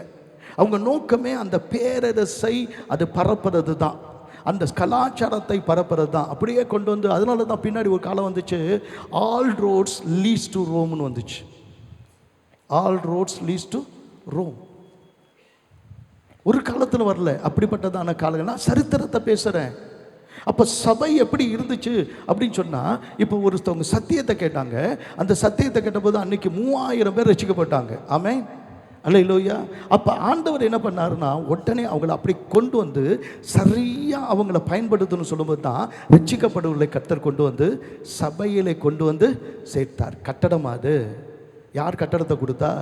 தேவாலயத்தை கொடுத்தாங்க. தெருவில் தான் கூடுனாங்க, இருக்கிற வீடுகளில் தான் கூடி வந்தாங்க. அப்போ சபையாக கூடுனாங்க. எக்லிஷியா ஒரே மாதிரி, ஒரே மனதுள்ளவர்களாக மாறினாங்க, ஒரே மனதுள்ளவங்களாக மாறினாங்க. அப்போ அந்த காரியமானது அப்படியே வந்து பின்னாடி நாட்களில் இந்த உபதேசத்தினால எருசலேமை என்ன பண்ணிட்டாங்க, இவங்க நிரப்பிட்டாங்க. கர்த்தருக்கு ஸ்தோத்திரம். எந்த உபதேசத்தினால? ஒருப்பா மதத்தை ஸ்தாபிக்க கடவுள் வரல, ஜாதி இல்லை அவருக்கு, அவருக்கு எந்த வேற்றுமையும் இல்லை, அவர் ஜோதிகளின் பிதா, எவர்கிட்டேருந்து உயிர் வந்துச்சோ அவர் தான் எனக்கு அப்பா, அதனால் நான் அப்பா பிதாவின் அவரை என்ன பண்ணுறேன், கூப்பிடுறேன். அவர் இல்லாமல் என்னால் வாழ முடியாது. நேற்று சொல்லிக் கொடுத்தேன், எத்தனை லட்சம் உறுப்புகள் இந்த உடம்பில் இருந்தாலும் இந்த மெக்கானிசத்துக்கு ஒரே ஒரு சுவிட்சு தான். அந்த சுவிட்சுக்கு பேர் உயிர். அந்த சுவிட்சை ஆஃப் பண்ணிட்டா அவ்வளவும் என்னது, அவுட்டு. அப்போ அந்த உயிரை கொடுக்கிற ஒரு ஆண்டவர் கூட இருக்கிறார் பாருங்க. அந்த உயிரை கொடுத்த ஆண்டவரை கிடையாது. எனக்கு உயிரை கொடுத்தவர், எனக்கு மேலே உயிரையே வச்சிருக்கிறவர், என்னை உயிரை காப்பாற்ற, என்னை பரிசுத்தப்படுத்த தன் உயிரையே கொடுத்தவர் இன்னைக்கு என் உயிராக இருக்கிறாரு. அவரை பற்றி சொல்லாமல் என்னால் இருக்க முடியாது. அதனால தான் கிறிஸ்து எனக்கு, சத்தமாக சொல்லுங்க, அப்புறம் சொல்லுங்க, அவர் சொல்லாமல் இருந்தால் சாவுதான். அவர் சொல்லாத விசுவாசிக்கு பேரு செத்தவன். அப்ப ஆண்டவராகிய கர்த்தர் என்ன சொல்றாரு, நான் என்னுடைய நன்மையை பேசுங்க, என்னுடைய உண்மையை பேசுங்க, இந்த பரிசுத்தத்தை பேசுங்க, அவங்களை என்னுடைய ராஜ்யத்தில் வைங்க. மனம் திரும்பிட்டா நீ அடுத்த கால் வச்சா அந்த கால் நீ வைக்கிறதே தேவனுடைய ராஜ்யத்தில் தான் கால் வைக்கிற. நீ என்னைக்கு தேவனுடைய, நல்லா கவனிங்க, என்னைக்கு நீ தேவனுடைய ராஜ்யத்தில் கால் வைக்கிறையோ அப்போ அவர் சொல்லுவார், முதலாவது தேவனுடைய ராஜ்யத்தையும் அவருடைய நீதியும் தேடுங்க, அப்பொழுது இவைகள் எல்லாம் உங்களுக்கு கூட கொடுக்கப்படும். அப்படின்னா உன்னுடைய ரேஷன் ஒரு நாளும் குறைபடாது. அவர் ரேஷனாக கொடுக்க மாட்டார். உனக்கு வேண்டியது எல்லாவற்றையும் அவருடைய ராஜ்யத்துக்குள்ளே வந்த பிறகு உனக்கு வேண்டிய எல்லாவற்றையும் கொடுப்பது அவருடைய பொறுப்பு. அங்கே பயம் இல்லை, அங்கே கவலை இல்லை. அந்த மனிதன் பயம் இல்லாத மனிதன், அந்த மனிதன் கவலை இல்லாத மனிதன். ஏன்னா நீங்களும் நானும் அந்த ராஜ்யத்தின் பாதுகாப்புக்குள் வந்து விட்டோம். எத்தனை பேர் புரியுது? அல்லேலூயா. உன்னை சுற்றி தேவதூதர்கள் இருக்கிறத ஒரு நிமிஷம் பாரு. உன்னை சுற்றி ஒரு ராஜ்யம் இருக்கிறத பாரு. நான் ஃப்ளைட்டில் உட்காந்தாலும் சரி, நான் ட்ரெயினில் போனாலும் சரி, இல்லை எனக்கு ஒரு பயமே வருகிறதே கிடையாது. ஏன் அப்படின்னு சொன்னால் அதே ஏன்னா இது ஏர் இண்டியாவில் தான் ஏறி, இப்போ நான் இது 4 தடவை பிரயாணம் பண்ணிட்டேன் அதுக்குள்ளே. ஏன் அப்படின்னு சொன்னால் எனக்கு ஒரு பயமே கிடையாது. ஏன்னா என் ஃப்ளைட்டை தாங்கிறது தேவ தூதர்கள். அல்லேலூயா. நான் சொல்கிறேன், தேவ தூதர்கள் என்னோடு கூட வரீங்க, எனக்கு எதுக்கு பயம்? எனக்கு முடி தெரியாமல் இருக்கலாம், ஒன்று இருக்கலாம், கையில் காசு இல்லாமல் இருக்கலாம். நான் ஏன் காசு வச்சுக்கணும்? எங்கள் அப்பா வச்சுருக்கிற எல்லாத்தையும் கொடுப்பார். அல்லேலூயா. கை தட்டியாமேன்னு சொல்லு. முதல்ல இந்த திருச்சபை நியமிக்கப்படுவதற்கு ஆண்டவராகிய கர்த்தர் ஒரு ராஜரீகம், 2வது காரியம், ஒரு ராஜரீகம் பெற்ற மக்களாய் உங்களை கர்த்தர் நியமிக்கிறார். ராஜரீகம் பெற்ற, அல்லது இன்னும் சொல்ல போனால் ஒரு அரசாங்க அதிகாரியா, பரலோக அரசாங்கத்தை ஆளுகிற அல்லது அதனுடைய ஆளுகை கொண்டு வருகிற, மிக முக்கியமாக எப்படி சீசர் இருக்கிறாரோ அப்படி தான் ஒவ்வொருத்தரும் உடுத்துனது உண்மையானா, எப்படி சீசர் இருக்கிறாரோ அவர் சாப்பிட்டது உண்மையானா, அதே மாதிரி தான் இயேசுவின் சாயலா எல்லா மனிதர்களும் மாற்றக்கூடிய அந்த அரசு அலுவலக வேலையை பெற்று நாம் வந்திருக்கிறோம். அல்லேலூயா. ஒரு உண்மையான, ஒரு கண்ணியமான ஒரு மனிதனா இந்த உலகத்தில் வாழ ஒரு அதிகாரி எப்படி இருப்பான்? ஒரு டிஷர்ட் போட்டு ஒரு ஆஃபீஸ்க்குள்ளே போய் நான் அதிகாரி, நான் எக்ஸிக்யூட்டிவ் இன்ஜினியர் அப்படி சொல்ல முடியாது. ஒரு சட்டையை அவுத்து போட்டு இப்படி பார்த்துட்டு அப்படி போக முடியாது. சட்டையை அவுத்து போட்டுட்டு நான் பாட்டு போகலாம் அப்படின்னு சொன்னால் நான் என்னை யாரும் தடுக்க முடியாது. ஒரே ஒருத்தவன் தான் இந்த இந்தியாவில் ஒருத்தருக்கு மட்டும்தான் அந்த கிருபை கிடைச்சிருக்கு. அவங்க மட்டும்தான் சட்டையை என்ன பண்ணுவாங்க, போடாமலே எங்கே வேணாலும் போகலாம். ஒரே ஒரு நூலை மட்டும் போட்டுக்கணும். மற்றவங்களுக்கு அந்த அதிகாரம்லாம் கிடையாது. சிறுமைப்பட்டவர்கள், பிற்படுத்தப்பட்டவர்கள். எனக்கு தெரிஞ்ச வரைக்கும் வெட்கம் இல்லாதவன் ஒரு அரசாங்க அதிகாரி அப்படின்னு சொன்னால் அவனுக்கு இப்படி ஒரு சில ஆஃபீஸில் ஷூ தான் போடணும், சில ஆஃபீஸில் இங்கிலீஷ் தான் பேசணும், சில இடத்துல டை தான் கட்டணும். நான் முதல்ல சிங்கப்பூருக்கு போகும்போது நான் ஸ்ரீலங்கா போகும்போது சார் பாஸ்டர் கோட்டு வச்சுருக்கீங்களா அப்படின்னு. நான் எதுக்கு கோட்டு? நான் எப்போதும் சிம்பிளாக தான் இருப்பேன். நீங்கள் சிம்பிளாக தான் இருப்பீங்க. ஆனால் அங்கே இருக்கிற மக்கள் எப்படி யோசிப்பாங்கன்னா, என்ன ஆசீர்வதிக்கணும்னா அவர் முதல்ல ஆசீர்வதிக்கப்பட்டிருக்கணும்னு நினைப்பான். கோட்டு ஒன்று எடுத்து கொடுத்தாரு எனக்கு அந்த பாஸ்டர். பழசு தான், அது போட்டுட்டு தான் போனேன் சிங்கப்பூருக்கு. ஏர்போர்ட்டில் அப்படியே பயங்கரமாக இறங்கினேன். அப்புறமேல தான் தெரிஞ்சு அங்கே எல்லாம் 2 பீஸில் நிற்கிது. அப்புறம் சபையில் போனால் கொஞ்சம் நல்லா இருக்கிறாங்க. சபையில் செய்தி கொடுக்கணும்னா அவங்க கோட்டு போட்டு தான் கொடுக்கணும். இதெல்லாம் ஒவ்வொன்றுக்கும் ஒரு டெஃபினேஷன் இருக்குல்ல, ஒவ்வொன்றுக்கும் ஒரு புரோட்டோக்கால் இருக்குல்ல. புரோட்டோக்கால்னால் ஒரு முறை இருக்குல்ல.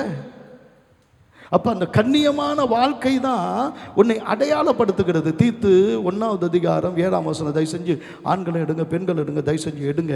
ஏன்னா இந்த வசனம் சொல்லுது, ஏனெனில் கண்காணியானவன் தேவனுடைய உக்கிரானக்காரனுக்கு ஏற்ற விதமாய். கண்காணியானவன், நீ ஒரு சூப்பர்வைசர். உன்னுடைய வீட்டில் என்ன நடக்குதுன்னு நீ சூப்பர்வைஸ் பண்ணணும். உன்னை சுற்றி என்ன நடக்குதுன்னு சூப்பர்வைஸ் பண்ணணும். உனக்கு தெரியாத விஷயம் இருக்கக்கூடாது.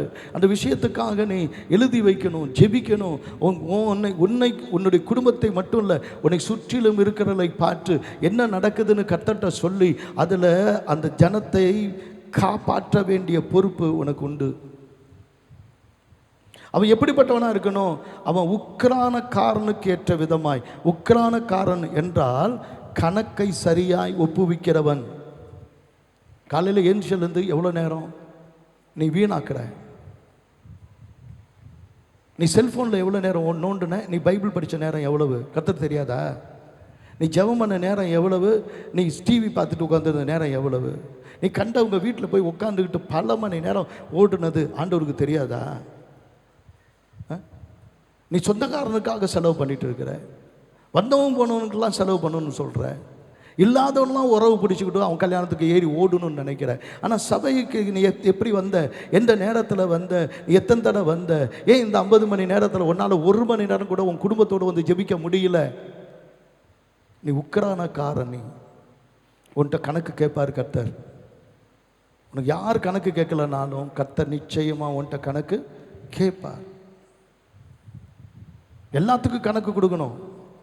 ஏன் இயேசுவை பார்த்தோன்னே உடனே மாறிட்டான்? உடனே அவர் தான் ராஜா, அவர் தான் உக்கிரானக்காரர். அந்த உக்கிரானக்காரர் எதுக்கு ஒரு மனுஷனுக்கு திடீர்னு அப்படி ஒரு புத்தி மாறணும் அப்படின்னு என்ன பார்த்தோன்னே, ஆண்டவரே நான் யாரையாவது ஏமாற்றி இருந்தால் 4 மடங்கு தரேன். ஏன் வந்து கேட்குறது யாரு? எஜமான். எஜமானுக்கு பயப்படுறான். ஆண்டவரே நான் 4 மடங்கு கொடுத்துட்றேன். ஒரு நான் தப்பு பண்ணிட்டேன் ஆண்டவரே, நான் நிறைய தப்பு பண்ணிட்டேன்னு எனக்கு நல்லா தெரியுது. என் சொத்தை வித்து பாதியை என்ன பண்ணிக்கிறேன், நான் ஏழை கொடுத்துட்றேன். ஏன்னா உங்களுக்கு முன்னாடி நான் நிற்கணும். ஒரு நாள் நீ கர்த்தருக்கு முன்னாடி நிற்கணும். நீ பேசுகிற வார்த்தைக்கு கணக்கு கொடுக்கணும். நீ ஆசைப்பட்டதெல்லாம் வாங்கிட்டு இருந்ததுக்கு கணக்கு கொடுக்கணும். நீ செய்த பாவத்துக்கும் அக்கிரமத்துக்கும் கணக்கு கொடுக்கணும். தேவன் உன்னை கணக்கு கேட்பார். அதுக்காகத்தான் நீ குற்றம் சாட்டப்படாதவனா இருக்கணும்னு விரும்புகிறார். நீ குற்றம் சாட்டப்படாதவனா இருக்கணும். தன் இஷ்டப்படி செய்யாதவன், தன் இஷ்டப்படி செய்கிறவன் அப்படின்னா அவன் அடங்காதவன். அடங்காதவன், இஷ்டப்படி செய்கிறவன். எனக்கு இஷ்டம், நான் இப்படி தான் செய்வேன். எல்லாருக்கும் உன் இஷ்டத்தால் கஷ்டம் கொடுக்கலான்னு அர்த்தம் இல்லை. எனக்கு இஷ்டம், அதனால் 1 கிலோ கறியை நானே சாப்பிட்றேன். உன் பிள்ளைக்கு, உன் பொண்டாட்டிக்கு யார் கொடுப்பா? உனக்கு இஷ்டம். நான் என் இஷ்டம் 8 மணிக்கு தான் எழுந்திருப்பேன், 11 மணிக்கு தான் எழுந்திருப்பேன். எருமை மாடு நான் சொல்லி கொடுத்துருக்குறேன். இதை சொல்ல நான் ஒன்றும் எருமான்னு சொல்லலை, இந்த எருமாடு தான் இப்படி எழுந்திருக்கும் அப்படின்னு சொல்லியிருக்கிறேன். அல்லேலூயா. உனக்கு புரியலையா? சரி விட்டுருங்க, நான் உனக்கு சொல்லி கொடுத்துருக்குறேன். திரும்பி நினைவுபடுத்துங்க. அப்போ இஷ்டப்படி நடக்கிறவன் இல்லை, முற்கோபம் இல்லாதவன். எதுக்கு எடுத்தாலும் சிரி சிரி சிரின்னு விடுறது. எதுக்கு எடுத்தாலும் கையை பட்டுட்டா உடனே கோபம், இப்படி காலு பட்டுச்சுன்னா உடனே தொட்டு கும்பிடணும். இல்லைனா அறிவு இருக்கா அவளுக்கு அப்படின்னு. என்ன கோபம், என்ன சிட்டி சிட்டி சிட்டி சிட்டி சிட்டுன்னு. வீட்டில் சிட்டி சிட்டுன்னா என்னன்னு தெரியும்ல, அதுக்கு என்னங்க நீங்கள் சொல்லுவீங்க? எனக்கு தெரிஞ்ச வரைக்கும் கோபம் இல்லைங்க, அது சிடி சிடு. முற்கோபி என்ன ஏதுன்னு கேட்குறதே கிடையாது, அப்படியே அடிச்சு விடுறது வர கோபத்து. கர்த்தருக்கு ஸ்தோத்திரம். தன் இஷ்டப்படி செய்யாதவன், முற்கோபம் இல்லாதவனும், மதுபான பிரியம் இல்லாதவனும், அடியாதவன். மதுபான பிரியம் இல்லாதவனும். அது என்ன பிரியம்னா ஏன் அப்படின்னு, இல்லாதவன் அப்படின்னு ஏன் சொல்கிறேன்னா, கவனிங்க, நான் விட்டுறேன்னு சொல்கிறேன், ஒரு நாளும் விட மாட்டான். இந்த லவ் பண்ணுற பசங்களாம் பாருங்கள், அது விட்டுறேன் என்ற கேட்டால் நான் விட்டுறேன்னு. இதுலேயும் இருக்குது 1 2 ஒன்றை சொல்ல, ஏதோ 1 2 இருக்குது. அது என்னைக்கு என் கையில் வாங்க போகுதுன்னு தெரியல, பின்னி எடுத்துட போகிறேன். ஒரு நாள் இருக்கு, நானும் பார்த்துட்டு தான் இருக்கிறேன். எனக்கு சரியாக வசமாக என் கண்ணில் மாட்டலை. 1 2 என் கண்ணில் மாட்டினேன். அன்னைக்கு இருக்குது உனக்கு பூசை, அன்னைக்கு தான் நான் பூசாரி. எனக்கு கர்த்தருக்கு ஸ்தோத்திரம். நல்லா கவனிங்க நீங்கள். அது விட்டுறேன், நான் இந்த மாதிரி பார்க்கவே மாட்டேன், இந்த மாதிரி பேசுவேன். இந்த விட்டுறேன்னு சொல்கிறேன் நம்ப, அது அவன் திருடன். ஒரு பாவத்தை வெறுத்தா தான் தொடமாட்டான். விட்டுறவன் விடமாட்டான், விட்டுறேன்னு சொல்கிறவன் விடமாட்டான். வெறுத்தவன் மட்டும்தான் தொடமாட்டான். சொல்லுங்க சொல்லுங்க. வெறுத்தவன் மட்டும்தான் என்ன பண்ண மாட்டான்? தொடமாட்டான். சொல்லுங்க. வெறுத்தவன் மட்டும்தான். நீ பாவத்தை வெறுக்கலைன்னா நீ உனக்கு வாழ்க்கை இல்லை. சும்மா ஏமாற்றி தெரியாத. நீ ஒரு ஆஃபீஸர், தேவனுடைய பார்வையில் நீ முடிசூடின மன்னன், நீ தேவனுடைய சாயலில் இந்த பூமியில் வாழ்கிற. உன்னுடைய ஊருக்கு நீ தான் சொந்தக்காரன். உன் ஊரில் ஆண்டவர் என்ன நடந்தாலும் இனிமேல் உன்னை தான் கேட்க போகிறாரு. அல்லேலூயா. அவ்வளோ தூரம் உன்னை பார்த்து அடுத்த வார்த்தை இருக்கு, அடியாதவன் அப்படின்னா என்னது? ரொம்ப வீரன் தான் மனைவி அடிக்கிறேன். ஏன் நான் ஒரு காட்டுறேன், ஒரு கிங் காங் மாதிரி இருக்கிற ஆளை போய் அடிய. உனக்கு அடிக்கணும்னு பிரியா இருந்தா வா. எதிரில் ஒரு லாரி வந்தால் அடி, கார் இருந்தால் அடி, என்னது எம்எல்ஏ போனால் அடி, நல்ல மினிஸ்டர் போகிற காரில் வேணால் படுத்து உருடு. உன்னுடைய வீராப்பெல்லாம் காட்டு. இருக்கிறதுலையே அதே நோஞ்சானா கிடக்குது வருதா, அதில் போய் அடிச்சு ஒரு பெரிய பெருமை. அடி என்ன குட்டிச்சிட்டு வந்து எப்படி அடிச்சுட்டு வந்து தெரியுமா? உன்னெல்லாம் பார்த்தா எனக்கு பரிதாபமாக இருக்குது. எனக்கு வாயில் கெட்ட வார்த்தையே வராது. நல்லா கவனிங்க, வசனம் சொல்லுது, இழிவான ஆதாயத்தை இச்சியாதவனும். சொல்லுங்க, இழிவான ஆதாயத்தை இச்சியாதவனும். எலெக்ஷன் வருதுன்னா இப்போயே ரெடி ஆயிடுவார். 10 பேர் சேர்ந்து மொத்தமாக ஒரு 10,000 ரூபா, ஆளுக்கு 10,000 ரூபா சொல்லிக்கலாமே. அறிவு இருக்கு அவனுக்கு. நீ போட்ட அந்த ஓட்டுனால தான் நாங்கள் இந்த பாடுபடுறோம். ஓட்டை வித்துவிட்டு நாட்டை வித்துவிட்டிய, அறிவு இருக்கா அவனுக்கு? அப்பா இந்த இதெல்லாம் இது கட் பண்ணாத, இதை அப்படியே போடு.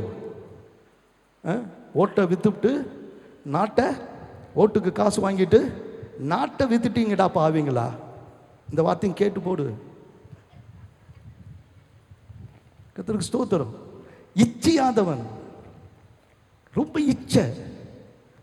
கர்த்தருக்கு ஸ்தோத்திரம். இதையெல்லாம் எதுக்காக சொல்றேன்னா, நீ தேவனுடைய ராஜ்யத்தில் இருந்த கண்ணியமான ஒருத்தவனா தான் நடக்க முடியும். நான் ஒரு அம்பாசடர் ஆஃப் காட். அல்லேலூயா. நான் தேவனுடைய ராஜரீக உறவு உடையவன், நீ தேவனுடைய ராஜரீக உறவு உடையவன், நீ ராஜாவினால அபிஷேகம் பண்ணப்பட்டவன். அபிஷேகம் என்பது உனக்கு பட்டமளிப்பு வாழா. அபிஷேகம் என்பது இன்றைக்கு சபை வந்தா உனக்கான சர்டிபிகேட் கொடுக்க போகுது. அது என்னன்னு மூணாவது சொல்லிட்டு நான் முடிக்க விரும்புகிறேன். கர்த்தருக்கு ஸ்தோத்திரம். நல்லா கவனிங்க. கர்த்தர் திருச்சபையை ஒரு உயிருள்ள ஒரு அமைப்பா பார்க்கிறாரு. செத்து போன அமைப்பா இல்லை. அவர்கள் சபையில் ஏதோ ஒரு சபையின் கூட்டம் போகிறவங்க இல்லை, சபை முடிந்த பிறகும் உட்கார்ந்து பேசுகிறவங்க. அப்போ சபைனா ஆராதிப்பாங்களா? ஆராதிப்பாங்க. அந்த நாட்கள் ஆராதனை இருந்தது, பாடல் இருந்ததா? பாடல் இருந்தது. செய்தி கொடுப்பாங்களா? செய்தி கொடுப்பாங்க. ஆனால் உட்கார்ந்து பேசுவாங்க. சபை எப்படி போயிட்டுருக்கு, நாடு எப்படி போயிட்டுருக்கு, நாம் எப்படி போயிட்டுருக்குறோம். அந்த விசுவாசி அவர் அது ஒரு பொண்ணை பைக்கில் அடிக்கடி போட்டுட்டு போகிறாரு. நம்ம கூப்பிட்டு கண்டிக்கணும். சபைக்குன்னு அதிகாரம். இந்த பையன் நல்லா படிச்சுட்டு இருந்தான், இப்போ ஒழுங்காக படிக்கலை, வாங்க போய் என்னன்னு கேட்டு நம்ம என்ன பண்ணுவோம், கொஞ்சம் சரி பண்ணுவோம். சபையில் இருக்கிறது சபையில் இருக்கிற மனைவியை போட்டு அடிச்சுக்கிட்டு இருக்கிறான் அப்படின்னா ஒரு 4 சகோதரர், தம்பி டே எதுக்கடா போய் அடிக்கிற அப்படின்னு கேட்டு, நம்மளாம் கர்த்தருடைய இருக்கடா, நம்மளாம் ஒரு குடும்பம்டா அப்படின்னு சாதாரணமாக பேசி இந்த குடும்பத்தில் இது ஒன்று. சபைக்குள்ளே ஒருத்தவங்க அடிபட்டாங்க, ஒரு ஆக்சிடெண்ட் ஆகிடுச்சு, உடனே நம்ம அண்ணனா தம்பியாக இருந்தால் என்ன பண்ணுவோம், ஓடி போய் பார்த்து அதுங்களுக்கு உதவி செய்யுது. இதெல்லாம் ஒரு அடிப்படை. இன்னொரு அடிப்படை இருக்குது, அதுதான் ரொம்ப முக்கியம். ராஜ்யத்தின் தொடர்பு என்னென்னா, ஆண்டவர் ஒரு வார்த்தையை சொல்கிறாரு. நீங்கள் கொஞ்சம் நல்லா கவனித்து பார்த்தீங்கன்னா அந்த வார்த்தையை உங்களுக்கு கொடுக்குறேன். அதே மத்தேயு 16வது அதிகாரம் 19ஆம் வசனத்தை வாசிக்கும் போது, மத்தேயு 16வது அதிகாரம் 19ஆம் வசனத்தை வாசிக்கும் போது, பரலோக ராஜ்யத்தின் திறவுகோல்களை நான் உனக்கு தருவேன். பூலோகத்திலே நீ கட்டுகிறது எதுவோ அது பரலோகத்திலும் கட்டப்பட்டிருக்கும். பூலோகத்திலே நீ கட்டவிழ்ப்பது எதுவோ அது பரலோகத்திலும் கட்டவிழ்க்கப்பட்டிருக்கும். கொஞ்சம் யோசிச்சு பாருங்க. கர்த்தர் என்ன சொல்றாரு? கட்டுகிறதும் கட்டவிழ்க்கிறதும் ஒன்றை தான் இருக்கு. ஆண்டவரே, எங்கள் ஊரில் அநியாயமாக இருக்கு. அநியாயத்தையே நீ கட்டல, ஆசீர்வாதத்தை நீ கட்டவிழ்க்கல, பரிசுத்தத்தை கட்டவிழ்க்கல, உண்மையை கட்டவிழ்க்கல. பரலோகம் உன்னை அங்கீகரிக்குது. ஒரு வீட்டில் விபச்சாரம் நடந்துருது, அதுக்கு நான் பொறுப்பா? அவங்க தான் பொறுப்பு. கை தட்டி சிரிக்கிறாங்க. ஏன் அந்த வீட்டு, ஏன் நம்ம ஊரில் அந்த கெட்ட பேர் வந்துச்சு? வெளியூருக்காரன் ஏன் இவ்வளோ தூரம் அசிங்கமாக நம்மளை பேசுகிறான், நம்ம சொந்தக்காரங்களாம் எல்லாம் ஊரை சேர்த்து வச்சு பேசுகிறான். என்னால் தான் ஆண்டவரே நடந்துச்சு. ஒரு கொலை நடந்துருச்சு, ஒரு தற்கொலை நடந்துருச்சு, ஒரு ஆக்சிடென்ட் நடந்துருச்சு, ஒரு ஊருக்குள்ளே திடீர்னு ஒரு வியாதி வந்துருச்சு, ஒரு ஊருக்குள்ளே நிறைய பேர் இப்போ ரொம்ப வேதனையோட கஷ்டத்தோடு இருக்கிறாங்க. காரணம் கர்த்தர் சொல்லுவார், அவன் இல்லை, நீ. அதுதான் எக்லீசியா. அப்போ உன்னை சுற்றி நடக்கிறதுல நீ கண்வாக்கி பார்த்து அந்த குடும்பத்துக்காக ஜெபிச்சு, அந்த குடும்பத்துக்காக ஆண்டவர் போராடி அந்த குடும்பத்தையும் கர்த்தருக்குள்ளே கொண்டு வர்றதுக்கு நீ சுவிசேஷம் சொல்லி பெரிய ஊழியம் செய்ய வேணாம். நீ நல்லாடுறா, நல்லாடுறா, ஒழுங்காடுறா அப்படின்னு சொல்லி ஆண்டவருடைய வார்த்தையை சொல்லி அந்த கலாச்சாரத்தை மத்தேயு 5வது அதிகாரம் 6வது அதிகாரம் 7வது அதிகாரம் எல்லாம் இயேசு திருப்பி திருப்பி ஏன் சொல்கிறாரு? நீ 2 கண்ணுடையவனாய் நீ நரகத்துக்கு போகிற ஒரு கண்ணுடையவனாய் நித்தியத்துக்கு போகிறது நல்லதுன்னு சொல்கிறாரு. அப்போ அதெல்லாம் என்ன ராஜ்யம்? ஏன் சாந்த குணமுள்ள ஒரு பூமியை சுதந்திரித்துக் கொள்வார், ஆவியில் எளிமையுள்ள ஒரு பாக்கியவான்கள் அவர்கள் கர்த்தருடைய புத்திரர் எனப்படுவார் ஏன் சொல்கிறாரு? ஏன் அப்படின்னா இது பரலோக ராஜ்யத்தின் கலாச்சாரம். அடுத்தவன் வீட்டுக்கு தட்டு கொண்டு போய் கொடுக்கறது கலாச்சாரம் இல்லை. அடுத்தவன் நல்லா இருக்கணுன்றது தான் பரலோக கலாச்சாரம். நல்லா இருக்கிறது என்பது என்னது? பரிசுத்தமாக இருக்கிறது போல பரிசுத்தமாக இருக்கணும். அவர் வசதியாக இருக்கிறது போல அவர் எல்லாவற்றிலும் இருக்கிறார்ன்றது உண்மையானா அவனும் எல்லாவற்றிலும் வாழ்ந்து என்ன பண்ணணும்? நல்லா இருக்கணும். என் ஆத்மா வாழ்கிறது போல அவன் ஆத்மா வாழணும். அதுதான் உண்மையான கலாச்சாரம். ஒரு நிழல் தான் உலகத்தை ஆட்சி செய்து. நல்லா கவனிங்க. ஒரு நிழல் தான், அவர்களை காத்த நிழல் அவர்களை விட்டு என்ன பண்ணிடுச்சு? போயிடுச்சு. அப்படின்னு ஏன் சொல்கிறாரு? ஒரு நிழல் தான் ஆட்சி செய்யுது.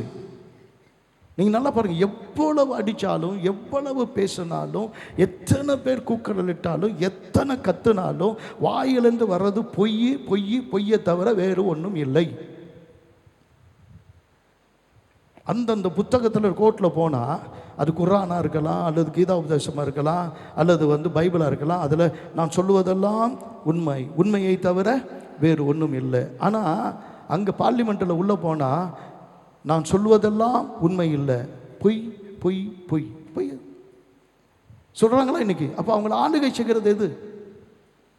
அப்போ ஒவ்வொரு எம்பிக்கும் இங்கே ஒரு எம்பி வேணும், ஒவ்வொரு எம்எல்ஏக்கும் இங்கே ஒரு எம்எல்ஏ வேணும்.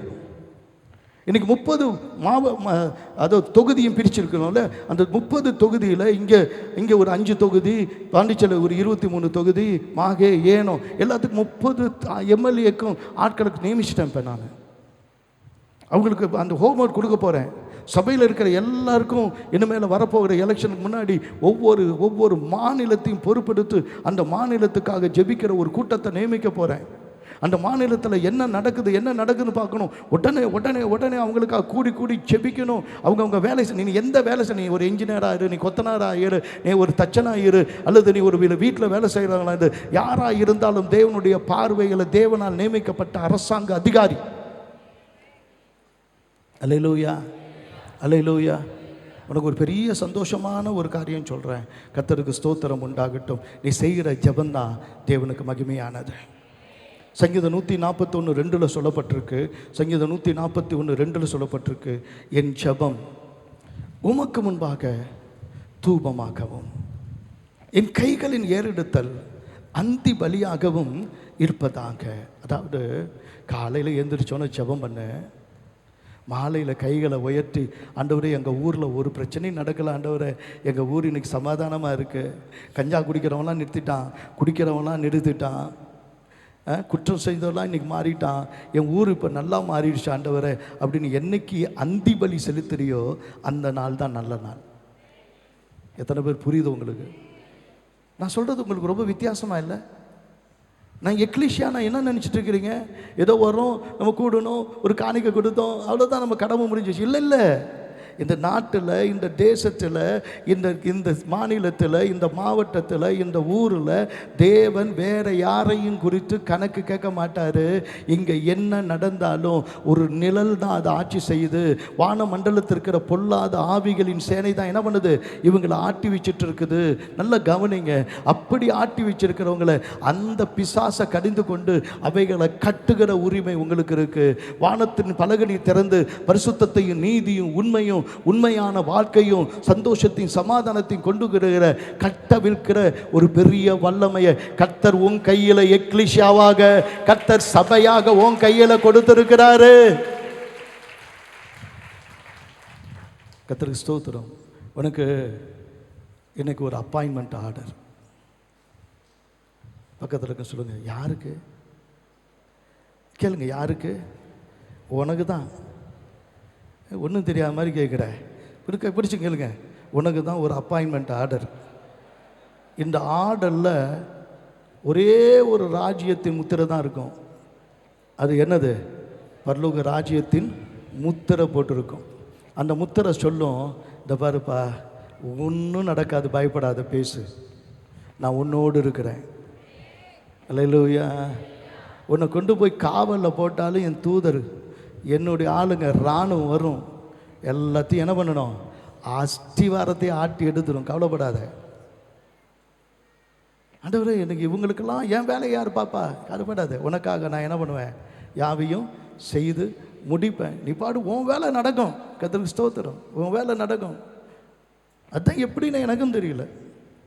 என் வேலை நடக்குது, என் மனைவி என் பிள்ளைங்களுக்கு நடக்க வேண்டிய வேலை நடக்குது, அவங்க வேலை நடக்குது, வர்றவங்களை கவனிக்கிறோம், இத்தனை கூட்டங்களை வைக்கிறோம். ஒவ்வொரு கூட்டமும் ஒரு கல்யாணத்துக்கு சமானம். அவ்வளோ ஒரு கூட்டங்களை வைக்கிறோம். இத்தனை மாநிலங்களை சுற்றி வரோம். 24 மாநிலத்தில் இருக்கிற பிரச்சனைகளை கேட்டு ஜெபிக்கிறேன், அவங்களுக்கு போய் உதவி செய்கிறேன். இன்னும் சொல்ல போனால் இன்னும் ஒரு ஐஎஸ்பிசியில் ஒரு பெரிய பொறுப்பில் வைஸ் பிரசிடெண்ட்டாக இருக்கிறேன். என்னென்னமோ செஞ்சுட்டே இருக்கிறேன், உட்காந்துக்கிட்டு எழுதிட்டு இருக்கிறேன். கற்றதும் பெற்றதும்னு சொல்லி நானும் கற்றதை பெற்றதாய் நினைத்து கொடுக்குறேன். ஒரு ஆள் என்ன பண்ண படிக்கிற மாதிரி என்ன பண்ணலை எனக்கு தெரியல. ஆனால் அதில் ஓயில நன்மை செய்யலை. நான் என்ன பண்ணலை? ஓயில. எவ்வளோ நேரம் இருக்குது? என்னன்னா நீ செய்ய செய்ய செய்ய பரலோகம் என்ன சொல்லுதுன்னா, அவன் நல்லா செய்கிறா, அவன் நல்லா செய்கிறா, அவனுக்கு எவ்வளோ வேணாலும் கொடு. பரலோகம் இப்போ உன்னை பார்த்து வானத்தின் பலகணிகளை திறக்க ஆரம்பிச்சிருச்சு. இன்னும் மேலே போதும் போதும் சொல்கிற அளவுக்கு தேவன் உன் சம்பளத்தை உயர்த்துவார். உன்னுடைய காரியத்தை கர்த்தர் நடத்துவார். இனிமேலெல்லாம் இங்கே யாரும் ஒரு 100 ரூபா தசம பாகம் போடுறவங்க இருக்க மாட்டீங்க. 1000 தசம பாகம் போடக்கூடிய அளவில் கர்த்தருக்கு கொடுக்கல. உன்னுடைய வருமானம் உன்னை எல்லா விதத்திலும் கர்த்தர் வாழ்ந்து சுகமாக இருக்க பண்ணி சாட்சியாக நிறுத்துவார்.